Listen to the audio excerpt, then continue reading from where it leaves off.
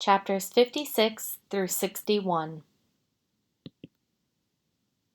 Why I Changed My Mind. Who else did Mr. Tushman call? I asked Mom later that night. Did he tell you? He mentioned Julian and Charlotte. Julian? I said. Ugh, why Julian? You used to be friends with Julian. Mom, that was like in kindergarten. Julian's the biggest phony there is, and he's trying so hard to be popular all the time. Well, said Mom, at least Julian agreed to help this kid out. Gotta give him credit for that. I didn't say anything because she was right. What about Charlotte? I asked. Is she doing it too? Yes, Mom said. Of course she is. Charlotte's such a goody two-shoes, I answered. Boy, Jack, said Mom, you seem to have a problem with everybody these days. It's just, I started.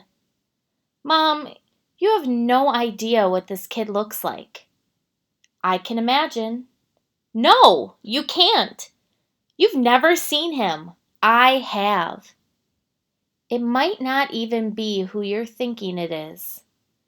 Trust me, it is.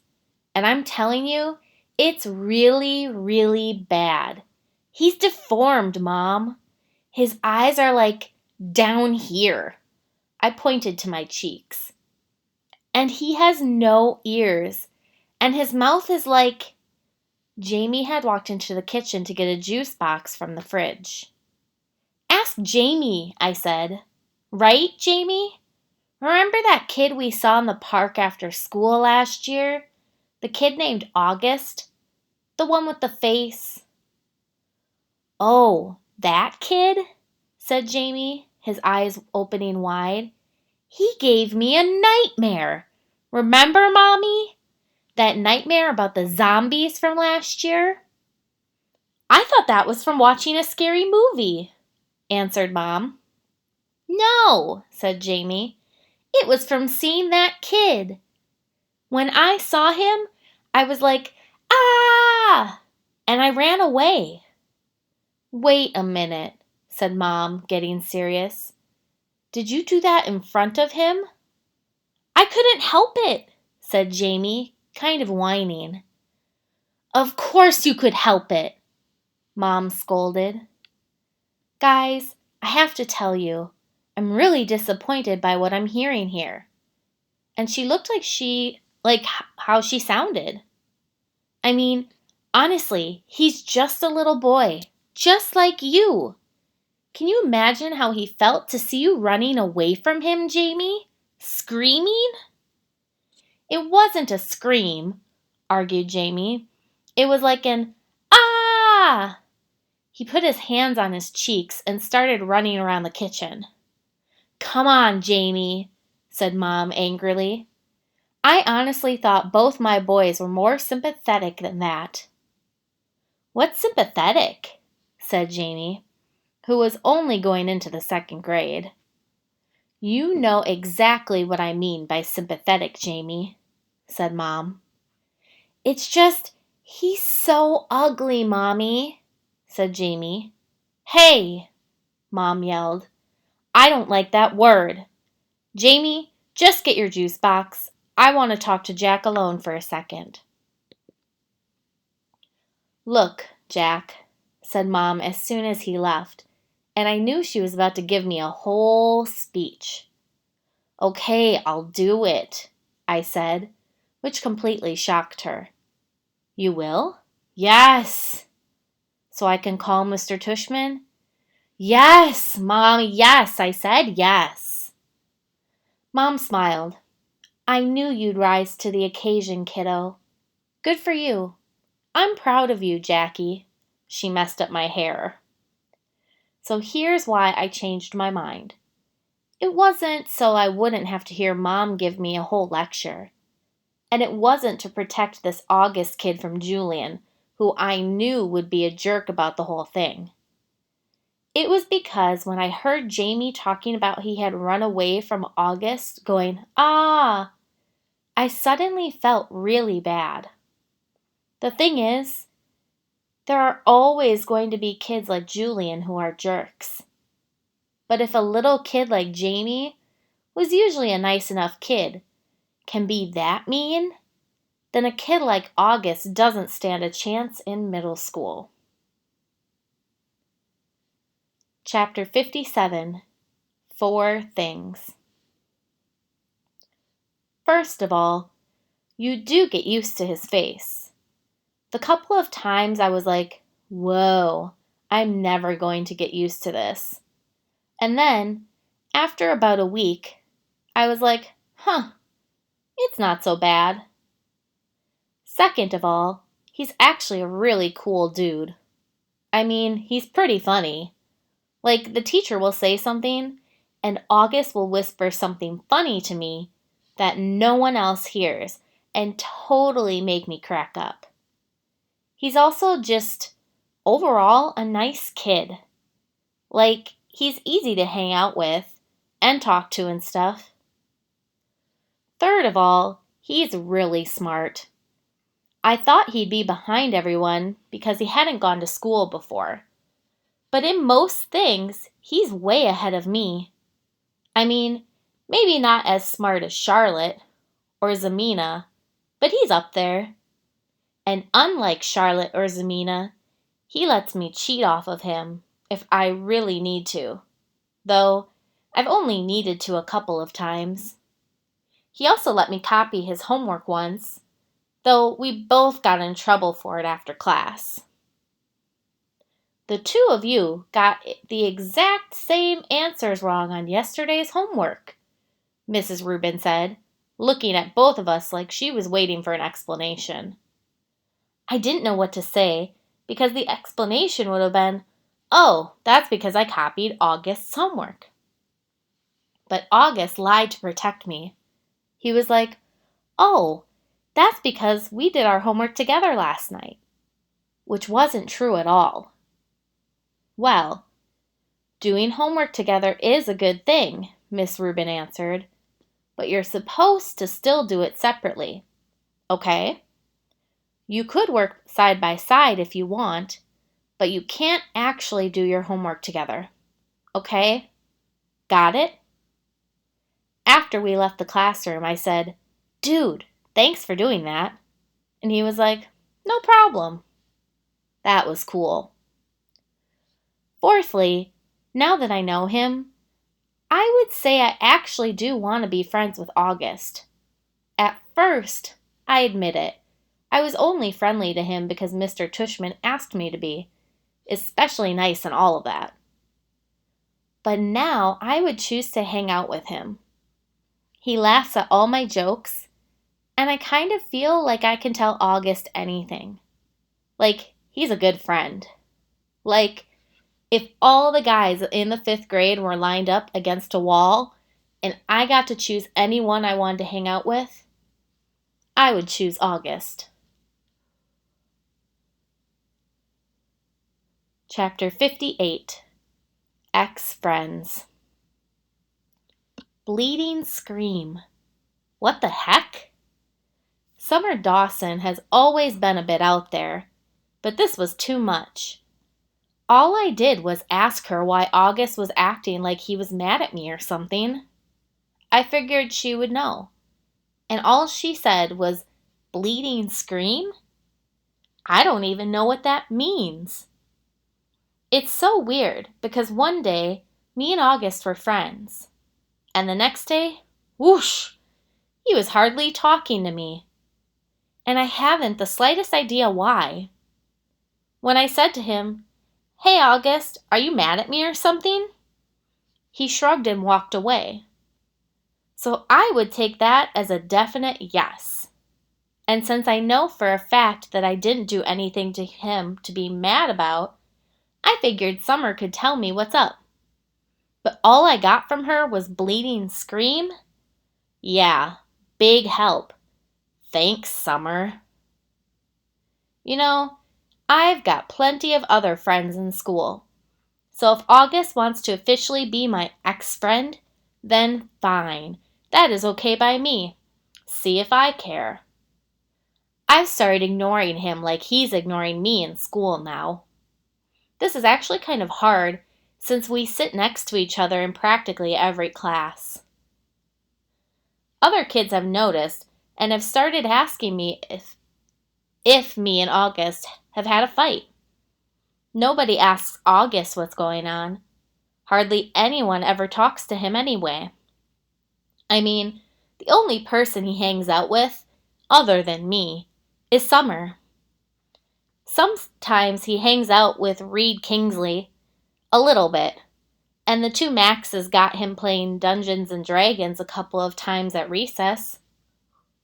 Charlotte, for all her goody two-shoeing, doesn't ever do more than nod hello when she's passing him in the hallway. And I don't know if everyone's still playing the plague behind his back, because no one ever really told me about it directly. But my point is that it's not like he has a whole lot of other friends he could be hanging out with instead of me. If he wants to diss me, he's the one who loses, not me. So, this is how things are between us now. We only talk to each other about school stuff if we absolutely have to. Like, I'll say, "What did Ruben say the homework was?" And he'll answer. Or he'll be like, "Can I use your pencil sharpener?" And I'll get my sharpener out of my pencil case for him. But as soon as the bell rings, we go our separate ways. Why this is good is because I get to hang out with a lot more kids now. Before, when I was hanging out with August all the time, kids weren't hanging out with me because they'd have to hang out with him. Or they would keep things from me, like the whole thing about the plague. I think I was the only one who wasn't in on it, except for Summer, and maybe the D&D crowd. And the truth is, though nobody's that obvious about it, nobody wants to hang out with him. Everyone's way too hung up on being in the popular group, and he's just as far from the popular group as you can get. But now, I can hang out with anyone I want. If I wanted to be in the popular group, I could totally be in the popular group. Why this is bad is because, well, A, I don't actually enjoy hanging out with the popular group that much. And B, I actually liked hanging out with August.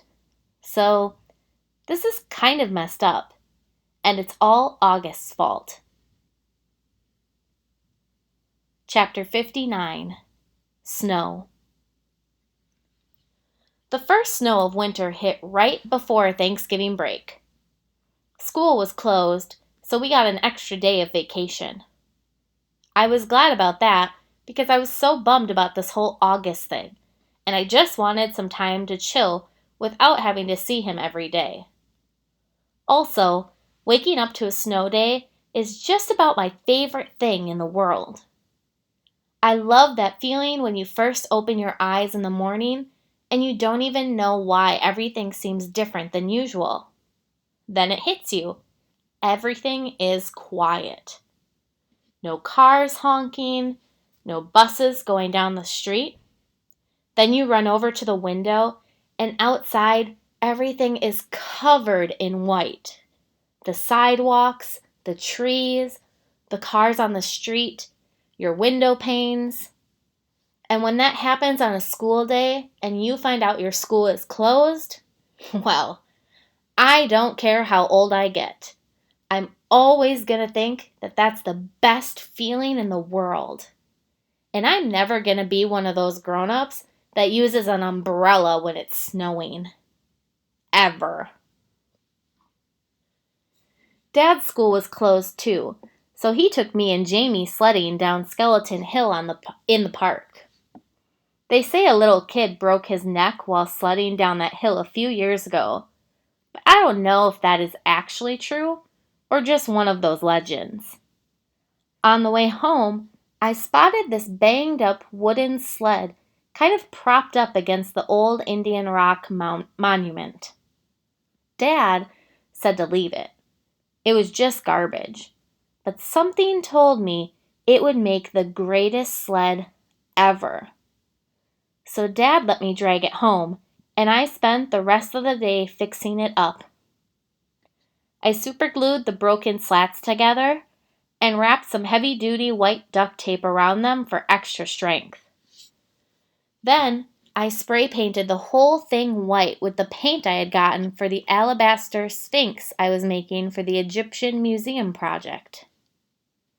When it was all dry, I painted lightning in gold letters on the middle piece of wood, and I made a little lightning bolt symbol above the letters.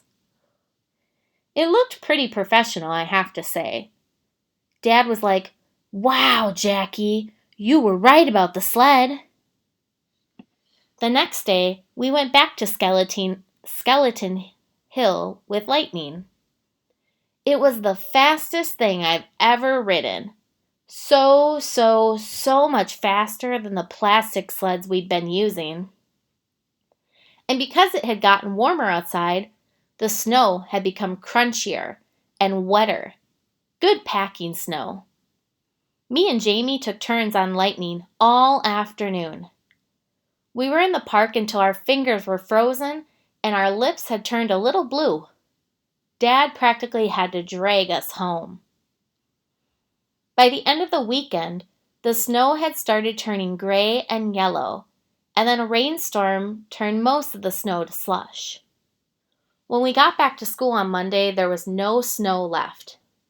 It was rainy and yucky the first day back from vacation. A slushy day. That's how I was feeling inside, too. I nodded, "Hey," to August the first time I saw him. We were in front of the lockers. He nodded hey back. I wanted to tell him about Lightning, but I didn't. Chapter 60. Fortune Favors the Bold. Mr. Brown's December precept was, "Fortune favors the bold." We were all supposed to write a paragraph about some time in our lives when we did something very brave, and how, because of it, something good happened to us. I thought about this a lot, to be truthful. I have to say that I think the bravest thing I ever did was become friends with August. But I couldn't write about that, of course. I was afraid we'd have to read these out loud, or Mr. Brown would put them up on the bulletin board like he does sometimes. So instead, I wrote this lame thing about how I used to be afraid of the ocean when I was little. It was dumb, but I couldn't think of anything else. I wonder what August wrote about. He probably had a lot of things to choose from. Chapter 61. Private School. My parents are not rich. I say this because people sometimes think that everyone who goes to private school is rich, but that isn't true with us. Dad's a teacher, and Mom's a social worker, which means they don't have those kinds of jobs where people make gazillions of dollars. We used to have a car, but we sold it when Jamie started kindergarten at Beecher Prep. We don't live in a big townhouse or in one of those doorman buildings along the park. We live on the top floor of a 5-story walk-up we rent from an old lady named Doña Petra, all the way on the other side of Broadway. That's code for the section of North River Heights where people don't want to park their cars. Me and Jamie share a room. I overhear my parents talk about things like, "Can we do without an air conditioner one more year?" Or, "Maybe I can work 2 jobs this summer." So today at recess, I was hanging out with Julian and Henry and Miles. Julian, who everyone knows is rich, was like, "I hate that I have to go back to Paris this Christmas. It's so boring." "Dude, but it's like Paris," I said like an idiot. "Believe me, it's so boring," he said. My grandmother lives in this house in the middle of nowhere. It's like an hour away from Paris in this tiny, tiny, tiny village. I swear to God, nothing happens there. I mean, it's like, oh wow, there's another fly on the wall. Look, there's a new dog sleeping on the sidewalk. Yippee. I laughed. Sometimes Julian could be very funny. Though my parents are talking about throwing a big party this year instead of going to Paris. I hope so. What are you doing over break? Said Julian. Just hanging out, I said. You're so lucky, he said. I hope it snows again, I answered. I got this new sled that is so amazing. I was about to tell them about lightning, but Miles started talking first. I got a new sled too, he said. My dad got it from Hammaker Schlammaker. It's so state of the art. How could a sled be state of the art? Said Julian. It was like $800 or something. Whoa! We should all go sledding and have a race down Skeleton Hill, I said. That hill is so lame, answered Julian. Are you kidding? I said. Some kid broke his neck there. That's why it's called Skeleton Hill. Julian narrowed his eyes and looked at me like I was the biggest moron in the world. It's called Skeleton Hill because it was an ancient Indian burial ground. Duh, he said. Anyway, it should be called Garbage Hill now. It's so freaking junky. Last time I was there, it was so gross. Like, with soda cans and broken bottles and stuff. He shook his head. I left my old sled there, said Miles. It was the crappiest piece of junk. And someone took it too. Maybe a hobo wanted to go sledding, laughed Julian. Where did you leave it? I said. By the big rock at the bottom of the hill. And I went back the next day and it was gone. I couldn't believe someone actually took it. Here's what we can do, said Julian. Next time it snows, my dad could drive us all up to this golf course in Westchester that makes Skeleton Hill look like nothing. Hey, Jack, where are you going? I had started to walk away. I've got to get a book out of my locker, I lied. I just wanted to get away from them fast. I didn't want anyone to know that I was the hobo that had taken the sled.